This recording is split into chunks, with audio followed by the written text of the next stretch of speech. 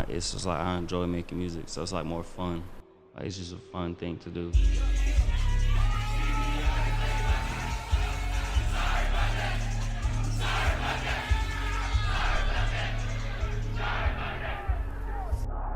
Yeat is a name you've probably heard tossed around in the last year or so.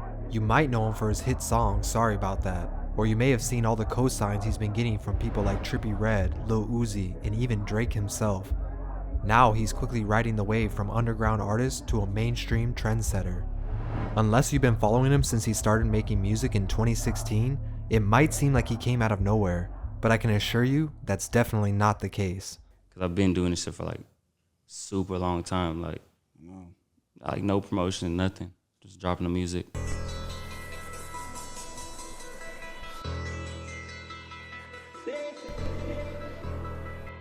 On February 26, Noah Oliver Smith was born in Irvine, California to his Romanian mother and Hispanic father.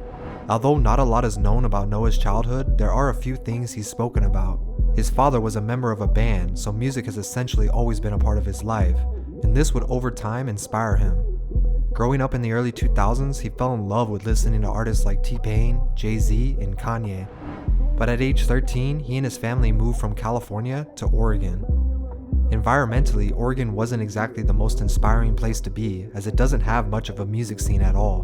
But at the time, he was just going to high school and trying to find a direction in life. Attending Lake Ridge High in Oswego, he of course made a few friends. One of these friends would invite Noah over after school one day. They happened to have a home studio and a microphone in his closet. Now before this point, he never seriously considered music, but he admits at the time that he had been taking acid pretty often. After experiencing the effects, he said it made him feel like he could accomplish anything he put his mind to. With that being said, he hopped in the booth for the first time around 2016 and started recording songs. Throughout 2016 and 2017, he released a few songs on SoundCloud and YouTube, but he was still struggling to find his sound. Now that he looks back on his earlier music, he says it was pretty bad, but at the time he felt like it was amazing, and this was the key factor that kept him going.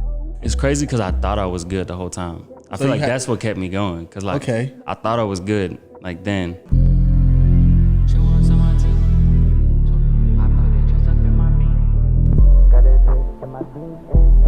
After graduating high school in 2018, he decided to move from Oregon to New York.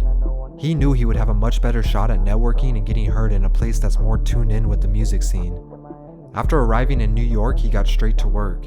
He changed his name from Lil Yeat to just Yeat to simplify things, and he dropped his first song on YouTube titled Brink.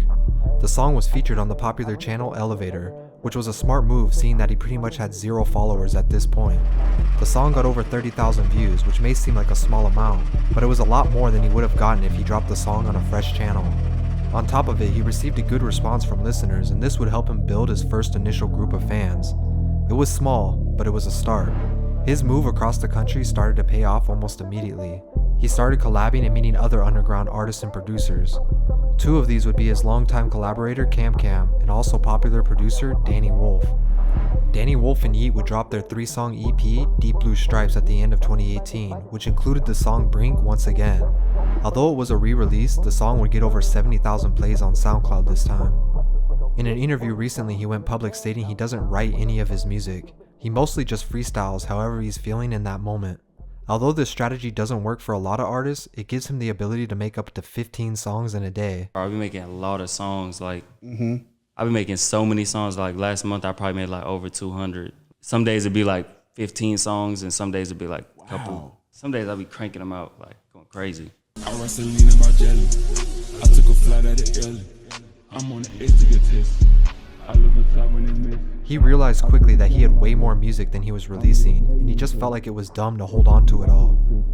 This gave him the idea to just start flooding his songs online, even creating a second SoundCloud channel for what he calls his throwaway music. Unfortunately, he did run into a few issues in his creative process. He says he didn't like to record in a studio or with an engineer. He'd rather just do everything himself at his own pace. But he didn't like how his music was coming out and felt like the mix was off. Fortunately, he had joined a Twitter group chat for upcoming artists, and through this, he was meeting a lot of new people. One day, his friend and fellow artist Wyland came over his house in New York, and he ended up giving him a bunch of new plugins to mix his songs. After this, he noticed a dramatic difference in his sound, and this helped create the uniqueness of his music. Throughout 2019 and 2020, Yeat didn't hold out on releasing anything.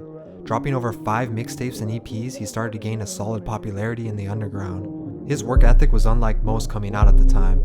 Pretty much every month he was dropping music and new fans were pouring in slowly.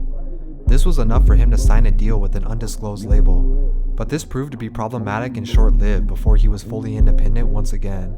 This would later down the road turn out to be a blessing in disguise. His single Stay Up would once again be featured on the Elevator YouTube channel, and you could see the growth between his first song and second song on here. This time he got over 170,000 plays, and it really showcased the evolution of his style. One thing that Yeat always did good was make sure he had solid beats behind his music. By the end of 2019, he had enough buzz going for him that he even got Wheezy to produce for him. Make no mistake though, he was still very much in the underground, but everything was about to change.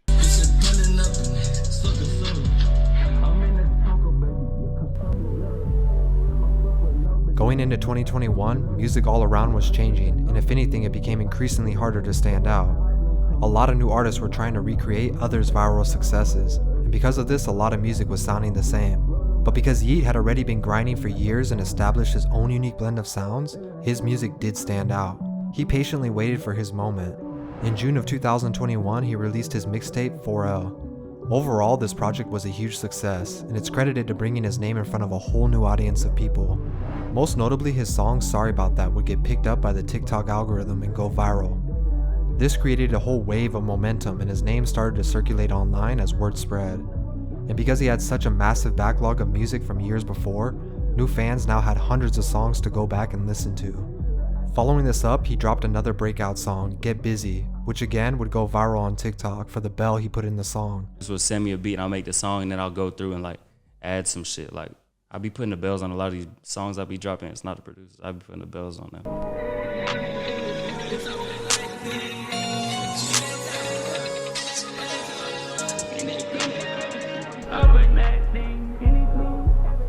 Just months later, it wasn't only fans talking about this new rapper with the new style. In September, Trippie Redd and Drake would both post on their Instagram with Yeat's music playing in the background. Drake took it a step further and even tagged him on his story and later invited him out to party with him. Of course, anytime artists this big stamp an upcoming rapper, it's a sure sign you should probably check them out as well. Just 1 month later, Yeat was inking $1 million record deal with none other than Interscope. In just a few months, he took himself from up-and-coming artist to having his name all over the internet and hanging out with some of the biggest in the game. Of course, this also sparked industry plant rumors because it was hard for people to believe he organically gained such a large buzz this fast. But in reality, Yeat is just another example that making authentic music and staying in your lane will ultimately pay off if you keep working.